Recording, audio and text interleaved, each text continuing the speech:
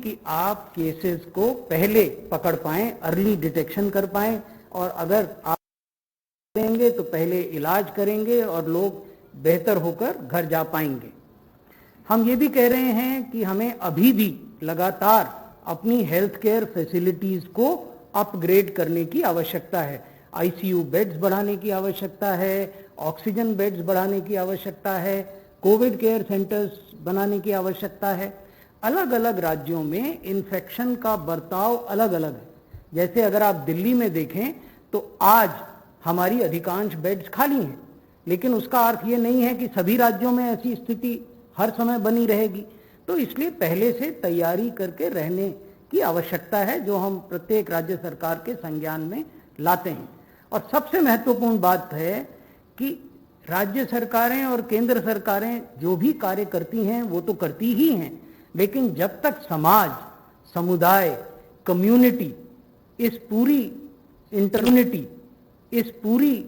Intervention की ownership नहीं लेगा तो जो वांछित रिजल्ट हम चाहते हैं वो नहीं आएंगे। इसलिए जरूरी है कि जैसे जैसे इकोनॉमिक एक्टिविटीज खुल रही हैं देश में, उस दौरान भी फिजिकल डिस्टेंसिंग का पालन किया जाए, क्योंकि जब तक वैक्सीन नहीं आती, doctor Bhargava would separately address the issue of vaccine, तब तक सोशल वैक्सीन ही एकमात्र वैक्सीन है। आप सामाजिक दूरी का पालन करें, आप मास्क पहने या रीयूजेबल फेस कवर जो घर में बन जाते हैं जिसका अनेक बार उपयोग किया जा सकता है उसको पहने, हैंड हाइजीन का ध्यान रखें, हाथों को लगातार धोएं साबुन और पानी से, रेस्पिरेटरी हाइजीन का ध्यान रखें।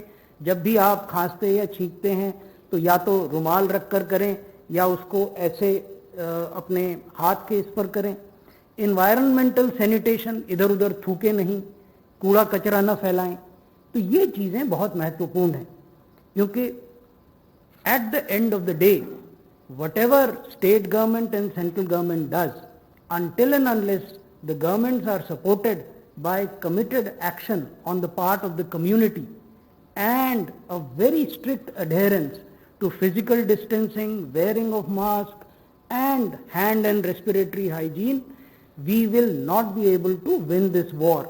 So therefore, the involvement of community is of utmost and critical importance in winning the war against COVID-19. Thank you. धन्यवाद सर। मैं रिक्वेस्ट करता हूँ DGIHMR से सर आपके लिए। Thank you. I do not have any slides, but I will just say India is considered as the pharmacy of the world.